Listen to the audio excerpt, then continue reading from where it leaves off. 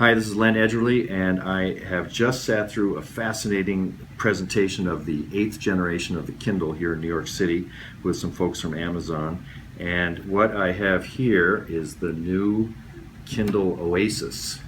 And they laid them all out on the table here. Let's show them the history here. It was brilliant to line 7 of them up, because I remember all of these right from starting the show. And when you think of that old original Kindle and how the back used to fall off, but it was brilliant, and we learned some things about the design of that I didn't know before that. But now here comes the Oasis.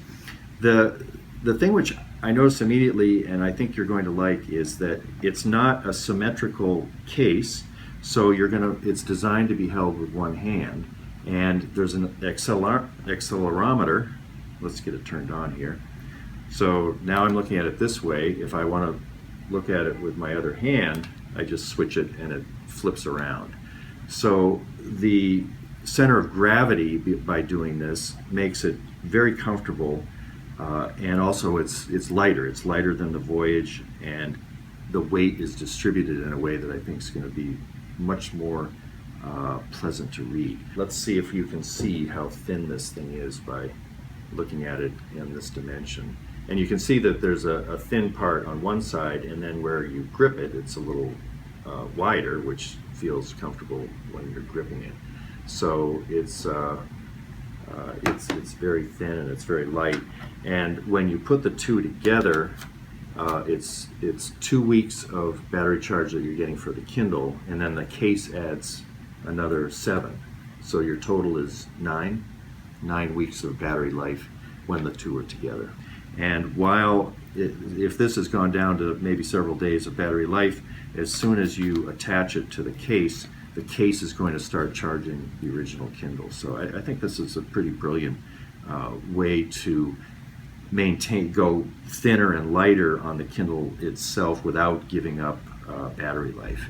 It comes in 3 colors, a dark, a brown, and an attractive Harvard crimson, so I'm in favor of that, of course. The other thing I think people are going to like is the buttons are actual raised buttons. We've gone back to that. To me, the feel is a little more pleasant than pressing the buttons on the Voyage, the haptic feature of that. And you can also change the alignment. If you would prefer having the bottom button go next page, you can do that, or you can have it be the reverse if this is for some reason going to be the previous page button. Display is the same size, same resolution as the Voyage. Software is going to be the same. It's the hardware that has been kind of creatively messed with in a way that I think serves the purpose of disappearing into the story better than the previous model, and it was good to get some reinforcement from the folks here at Amazon that that's the goal when you start designing these. Of course, I had high hopes coming to this presentation, and I have to say, as is often the case with Amazon, they surprised me by exceeding my expectations as to how it's possible to improve on devices that have been so relentlessly improved over the past 9 years. So this is Len Edgerly in New York City for the Kindle Chronicles. We'll have more on this week's podcast at thekindlechronicles.com.